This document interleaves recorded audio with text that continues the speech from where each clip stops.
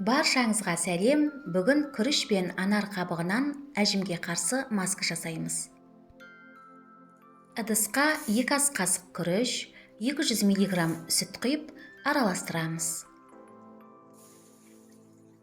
Баяу отқа қойып, 15-20 минут пісіреміз. Күріш құрамында терінің ылғал деңгейін сақтауға көмектесетін табиғи ингредиенттер бар. Қоспаны суытып, ыдысқа құйып, блендермен езіп аламыз. Сүт теріні нәрлендіруге көмектесетін белоктарға, кальцийға және витаминдерге бай.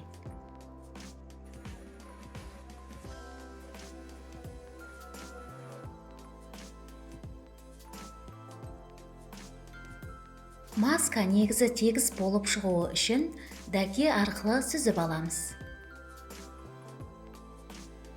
Достар, егер мені қолдағыңыз келсе, менің каналыма жазылыңыздар, лайк басыңыздар, видео рецептпен достарыңызбен бөлісіңіздер. Бізге кептірілген анар қабығы керек. Анар қабығын блендерге салып, ұнтақтап аламыз.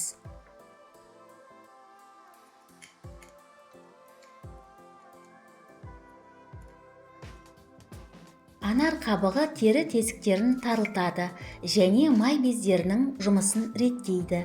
Майлы терінің майлануын азайтады.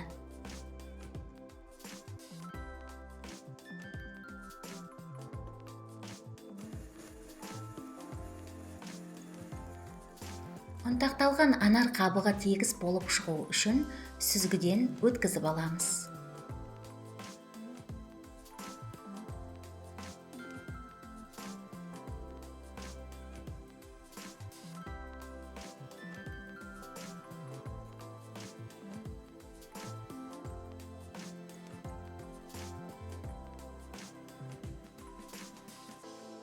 Күріш маска негізіне 2 шай қасық ұнтақталған анар қабығын қосып, жақсылап араластырамыз.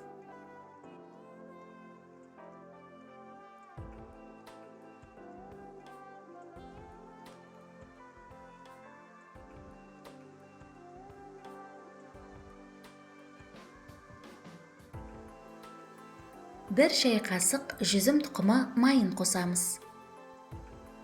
Жүзім тұқымы майы теріні ылғалдандырып, нәрлендіреді. 2 капсула Е дәрумені майын қосамыз. Е дәрумені терінің тотығу процестерінен болатын, зақымданудан қорғайтын күшті антиоксидант. 1 шай қасық алоэ вера гелін қосып, барлық ингредиенттерді жақсылап араластырамыз. Дайын болған масканы шыны ыдысқа құйып, тоңазытқышта 10 күнге дейін сақтайсыз.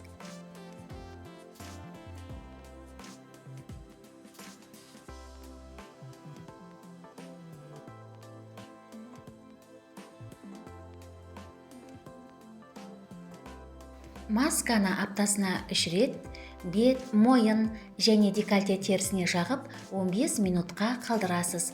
Кейін қалған масканы жылы сумен жуасыз. Бұл маска теріні керемет әдемі етеді. Теріні тазартады, ылғалдандырады, нәрлендіреді және коллаген өндірісін арттырады.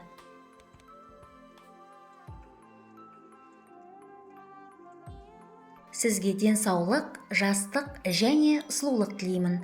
Келесі кездескенше.